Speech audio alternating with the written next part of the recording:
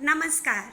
मैं शाइना अरोड़ा कोचर लेकर आई हूँ आपके लिए कहानी क्षितिज। तो चलिए कहानी की ओर बढ़ते हैं।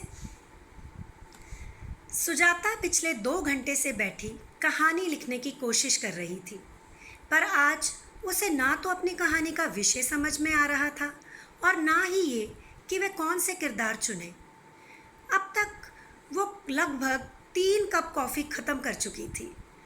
चंडीगढ़ के कैफ़े कॉफ़ी डे में बैठकर कहानी लिखने का अलग ही मज़ा था। वो अक्सर वहाँ जाया करती और अपनी कहानी पूरी करने पर ही घर लौटती। वैसे घर वापस आने का उसके पास कोई ख़ास मकसद नहीं था। वो एक छोटे से फ्लैट में पिछले 6 साल से अकेली रह रही थी। माँ बाप लखनऊ में रहते थे और बड़ा भाई लंदन। भाई ने लंदन में सुजाता का रिश्ता भी करवाया, पर लड़का फ्रॉड निकला। 5 महीने के अंदर वो शादी टूट गई। बस तब से सुजाता ने फैसला कर लिया था कि वह दोबारा शादी नहीं करेगी। जब सुजाता का रिश्ता हुआ उस वक्त सुजाता की पढ़ाई भी पूरी नहीं हुई थी और शादी टूटने के बाद सुजाता ने ठान लिया था कि वो सिर्फ और सिर्फ अपनी पढ़ाई पर ध्यान देगी। शादी शब्द से अब उसको इतनी नफरत थी कि वह अपने माँ बाप को भी हफ्ते में सिर्फ एक दिन फ़ोन करती, क्योंकि वह उसे दूसरी शादी के लिए मजबूर करते। शायद तभी आज वो अपने मम्मी पापा से दूर चंडीगढ़ में बहुत खुश थी। सुजाता एक बैंक में काम करती थी। बैंक से घर जाकर सुजाता के पास इतना वक्त होता कि वह घंटों किताबें पढ़ती। उसने अपनी किताबों से इतनी दोस्ती कर रखी थी कि उसे कभी किसी के साथ की ज़रूरत महसूस ही नहीं होती थी। तभी धीरे धीरे उसने खुद कहानियाँ लिखनी शुरू कर दी। वो ये कहानियाँ सिर्फ अपने शौक़ और अकेलेपन को दूर करने के लिए लिखती।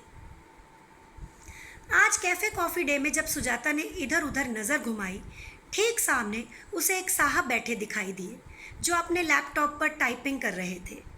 दिखने में अच्छे थे, पढ़े लिखे, कपड़े भी बहुत शानदार पहन रखे थे, पर सुजाता को इतने दिलचस्प नहीं लगे कि वे उन्हें अपनी कहानी का किरदार बना सके।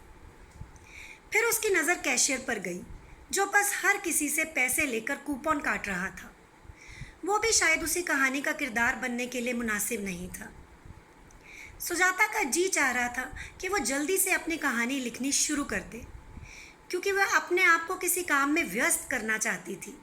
क्योंकि आज फिर फ़ोन पर उसकी मम्मी ने रिश्ते की बात की थी और जैसे ही उन्होंने लड़के के बारे में बताना चाहा, उसने फ़ोन काट दिया। उसका मन उदास था क्योंकि वो हर बार इसी तरह फ़ोन काटकर अपने मम्मी पापा का दिल दुखाती थी। तभी सुजाता के पीछे वाली कुर्सी से आवाज़ आई, वेटर, कितना टाइम लगेगा? मेरा ऑर्डर रेडी क्यों नहीं हुआ? बस मैम, 5 मिनट और। हद होती है किसी बात की। I am waiting for the last 20 minutes. Sujata के कानों में जब ये आवाज़ पड़ी तो उसने पीछे मुड़कर देखना चाहा कि कौन वेटर के साथ इतनी बदतमीज़ी से बात कर रहा है। ये थी प्रिया। पहली नज़र में शायद हर किसी को अमीर घर की बिगड़ी हुई लड़की ही लगती। खूबसूरत चेहरा, कत्थई आंखें, रंगे हुए बाल, उम्र शायद 20-22 वर्ष, आंखों में इतना गुस्सा और बेचैनी। सुजाता के देखते देखते ही प्रिया ने 2-3 बार मेन्यू कार्ड टेबल पर पटका और फिर एक ही घूंट में पूरा ग्लास पानी पी गई। सुजाता का जी चाह रहा था कि वह उस लड़की से बात करे, पर इस तरह किसी अजनबी से बात करना भी सही नहीं था। और प्रिया को देखकर तो यूं लग रहा था कि किसी के भी बुलाने से कहीं गुस्से में वो कैफ़े कॉफ़ी डे में हंगामा ही खड़ा ना कर दे। फिर सुजाता प्रिया से ध्यान हटाने के लिए अपने फ़ोन पर वीडियो देखने लगी, पर 1-2 मिनट बाद उसका फिर से मन चाहा कि वे मुड़कर पीछे देखे। जैसे ही सुजाता ने पीछे देखा, प्रिया की आंखों से आंसू टपक रहे थे। सुजाता एक पल के लिए भी रुक ना पाई। ब्रेकअप हुआ है? सुजाता ने प्रिया से जाकर पूछा और फिर सुजाता एकदम से घबरा गई कि शायद उसे ये नहीं बोलना चाहिए था। एक्सक्यूज़ मी, कौन है आप? And how dare you ask me this? Sujata को इसी बात का डर था। सुजाता ने एकदम से कहा, रिलैक्स रिलैक्स, मेरा मतलब आपको हर्ट करना नहीं था। पर शायद कोई बात आपको बहुत डिस्टर्ब कर रही है। क्या मैं आपकी मदद कर सकती हूँ? By the way, I am Sujata. Bank में काम करती हूँ और कहानियाँ लिखना मेरा शौक़ है। तो आज आप मेरी बायोग्राफी लिखना चाहती हैं? सुजाता हंस पड़ी। चाहा तो कुछ ऐसा ही था, पर अब सोच रही हूँ जो कहानी तुम खुद लिख रही हो, शायद उसे एक अच्छा अंत देने में मैं तुम्हारी मदद कर सकूँ। Thanks a lot, I don't need your help, Priya ने कहा। वैसे रोने से तुम्हारा सारा आई मेकअप खराब हो गया है। जाओ वॉशरूम में जाकर फेस वॉश कर लो, सुजाता ने हंसकर कहा। रियली? मैं अभी वॉश करके आती हूँ। जैसे ही प्रिया वहाँ से गई, उसका मोबाइल फ़ोन बज पड़ा। सुजाता ने देखा, उस पर डैड कॉलिंग लिखा आ रहा था। सुजाता को लगा शायद प्रिया के पापा उसकी फ़िक्र कर रहे होंगे, इसलिए सुजाता ने जल्दी से कॉल रिसीव की। सुजाता के हेलो बोलने से पहले ही आवाज़ आई, कहाँ हो प्रिया? प्लीज़ घर आ जाओ बेटा। आई प्रॉमिस यू, मैं उस औरत से बिल्कुल भी नहीं मिलूँगा। मैं खुद इस शादी में इंटरेस्टेड नहीं हूँ। I miss your mom, please घर आ जाओ। तभी प्रिया ने आकर सुजाता के हाथ से अपना फ़ोन छीना और कहा, पापा मैं घर आ रही हूँ। अब सुजाता को कुछ हद तक सारी बात समझ में आ गई थी। आपको ज़रा भी मैनर्स नहीं, मेरा फ़ोन क्यों छुआ? क्या हुआ तुम्हारी मॉम को? सुजाता ने पूछा। अभी फ़ोन पर तुम्हारे पापा बोल रहे थे कि वो बहुत मिस करते हैं उन्हें। Oh really? अगर मिस करते तो कभी दूसरी शादी के लिए राज़ी ना होते। My mom died of cancer 10 months back. पर मुझे लगता है पापा को उनके साथ कभी प्यार था ही नहीं। अगर होता तो शादी के बारे में सोचते भी ना। और मेरी नानी, आई एम शॉक्ड, वो पापा को शादी के लिए कन्विंस करती हैं। I hate them. आज भी मम्मा मेरे साथ हैं। जब मैं किचन में जाती हूँ तो वो मुझे मेरे लिए हलवा बनाती दिखाई देती हैं। रात को मेरे बाल सहलाती नज़र आती हैं। सपनों में मेरे साथ बातें करती हैं। वो कहीं नहीं गई। सुजाता को सच में प्रिया पर बहुत प्यार आ रहा था। फिर सुजाता ने प्रिया से कहा, मेरी बात ध्यान से सुनो। मुझे नहीं लगता कि तुम्हारे पापा या तुम्हारी नानी तुम्हारी मम्मा को भूल गए हैं। मुझे लगता है शायद वो चाहते हैं कि फिर से कोई तुम्हें अपने हाथों से हलवा बनाकर खिलाए, तुम्हारे बालों को सहलाए, तुमसे बातें करे और वो माँ का प्यार दे जिसकी अभी तुम्हें बहुत ज़रूरत है। लगता है आपने कभी सिंड्रेला की कहानी नहीं सुनी। सुतेली माँ कैसी होती है इसका अंदाज़ा भी है आपको? प्रिया, तुम डर इसलिए रही हो क्योंकि तुमने पहले से ही अपनी नज़रों में अपनी आने वाली नई माँ को सुतेली माँ का दर्जा दे रखा है, और तुमने आज तक बस एक सिंड्रेला की कहानी सुनी है जिसमें सुतेली माँ बहुत बुरी दिखाई गई है। कहानी का क्या है? अगर आज मैं एक कहानी लिख डालूं जिसमें सुतेली माँ बहुत अच्छी हो, तो कल वो कहानी शायद लोगों का सुतेली माँ के लिए नज़रिया ही बदल डाले। स्मार्ट लेडी, आपका कन्विंस करने का तरीका काफ़ी अच्छा है, प्रिया ने मुस्कुराते हुए कहा। Anyways, I am getting late. पापा मेरी वेट कर रहे होंगे। Nice meeting you. वैसे आप कहाँ रहती हैं? मैं आपको ड्रॉप कर दूँ? प्रिया नहीं जानती थी कि उसने सुजाता से ये क्यों कहा। ना कोई दोस्ती, ना जान पहचान, शायद सिर्फ एक कर्टसी। नो थैंक्स, मैं कैब पर चली जाऊंगी, सुजाता ने कहा। कोई बात नहीं, आप मेरे साथ चल सकती हैं। I will drop you on the way. मेरी ड्राइविंग इतनी रैश नहीं कि मैं आपको हॉस्पिटल पहुंचा दूं।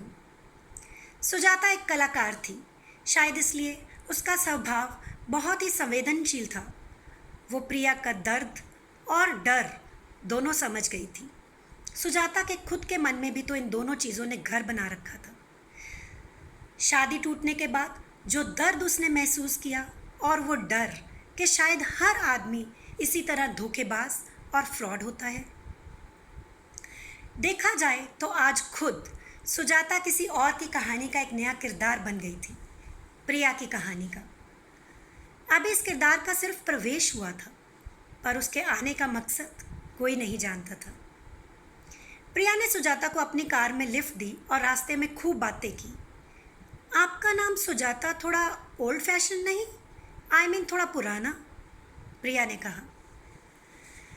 सुजाता जान गई थी कि प्रिया दिल की बहुत स्पष्ट और साफ है, जो मन में वही जुबान पर। अच्छा, लेकिन मुझे तो अपने टाइम के हिसाब से बिल्कुल सही लगता है। 45 वर्ष पहले जब मैं पैदा हुई, शायद उस वक्त ये नाम बहुत पॉपुलर था।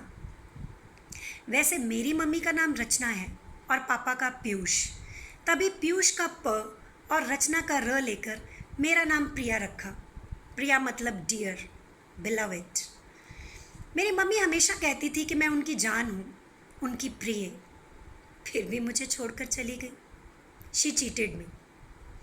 फिर ना तो प्रिया ने कुछ कहा और ना ही सुजाता ने।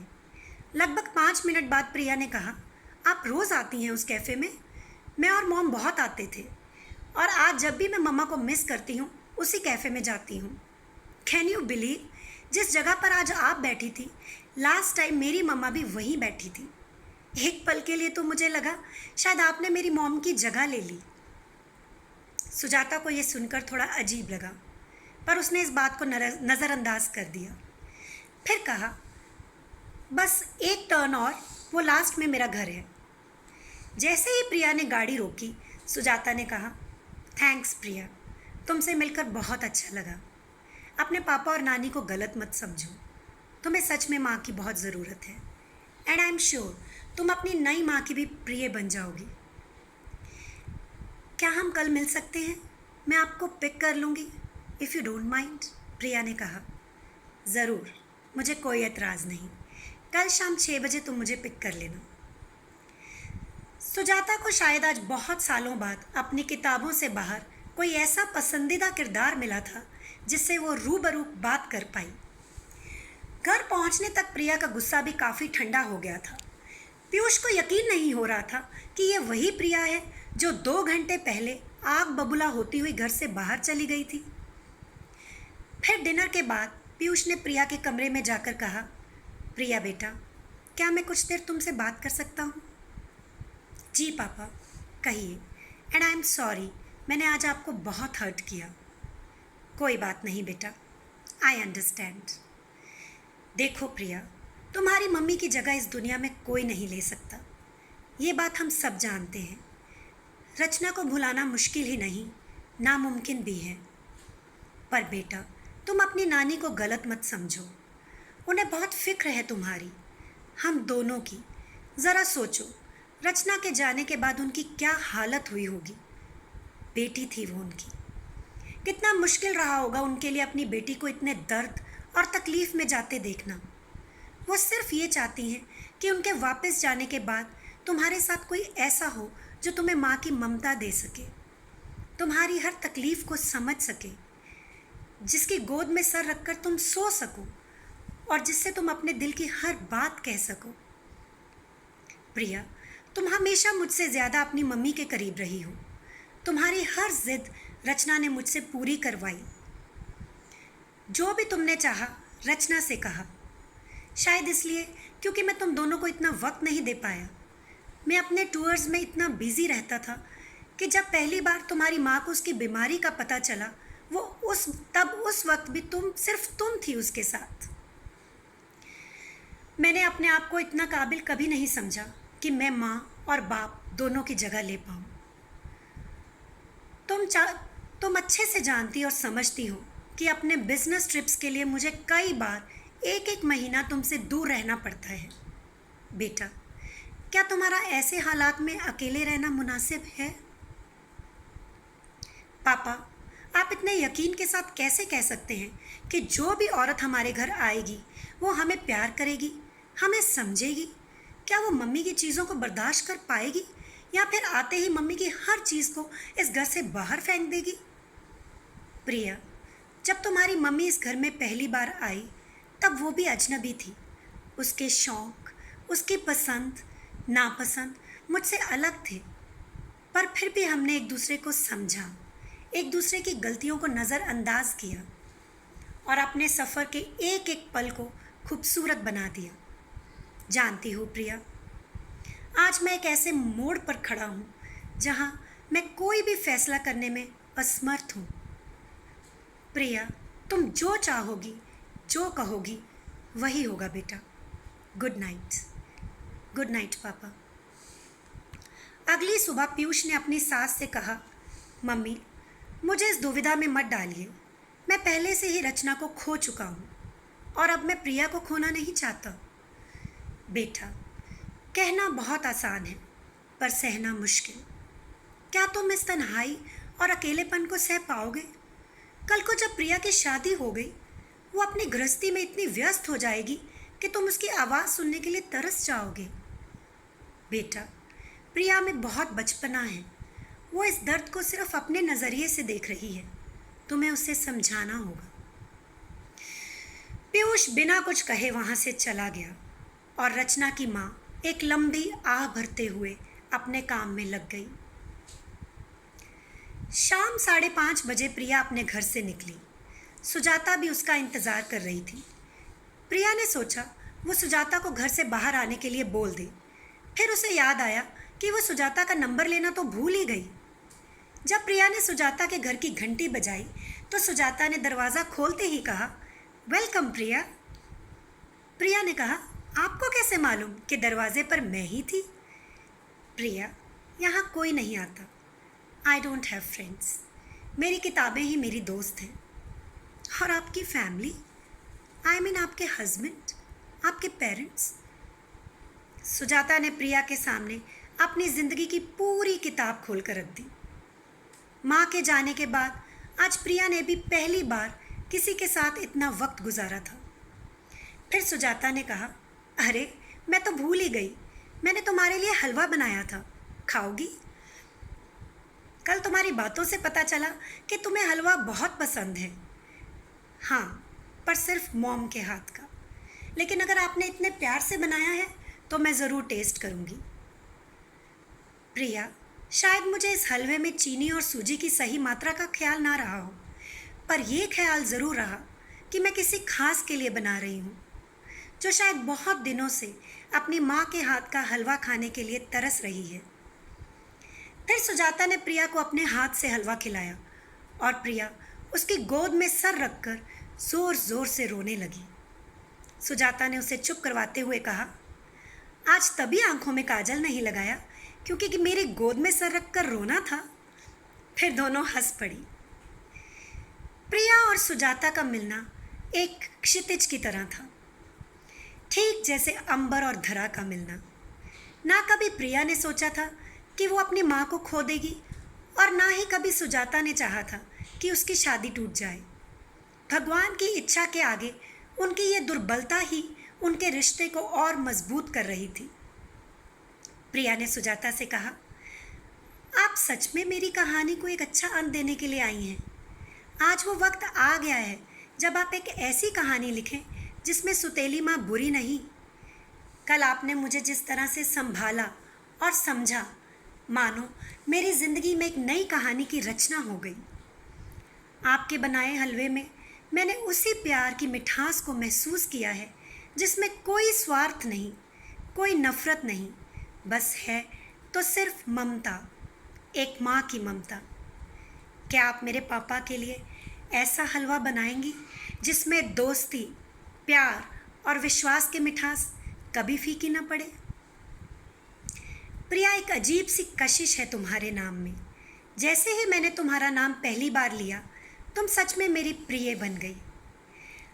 और आज मुझ पर एक ऐसी जिम्मेदारी पड़ गई है कि मुझे अपने आप को उस माँ के सामने साबित करना है जिसने शायद खुद भगवान से गुजारिश की है कि मैं उसकी बेटी की नई माँ बनूं। अगली शाम वो कहानी पूरी हो गई जो कब से अधूरी थी। सभी किरदार एक नए रिश्ते में बंध गए। सुजाता ने अपने दिल से दर्द और डर को निकालकर दोस्ती और विश्वास को जगह दे दी। रचना की माँ को फिर से अपनी बेटी मिल गई।